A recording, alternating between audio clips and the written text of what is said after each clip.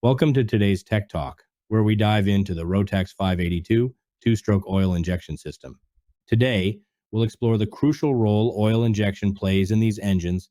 The oil tank and the oil feed lines are kept within the designated safe zone, marked by the HS dimension, and are routed directly to the oil pump inlet. Rotax 582 engine. Approximately 10 minutes into the flight, the engine began to sputter and lose power. Despite the pilot's attempts to increase the throttle, engine performance continued to degrade. Of two-stroke injection oil, a cable tie to hold the pump lever fully open, a 10mm socket and ratchet or a 10mm wrench for the oil pump vent bolt, and a stopwatch so you can track the 5-minute test.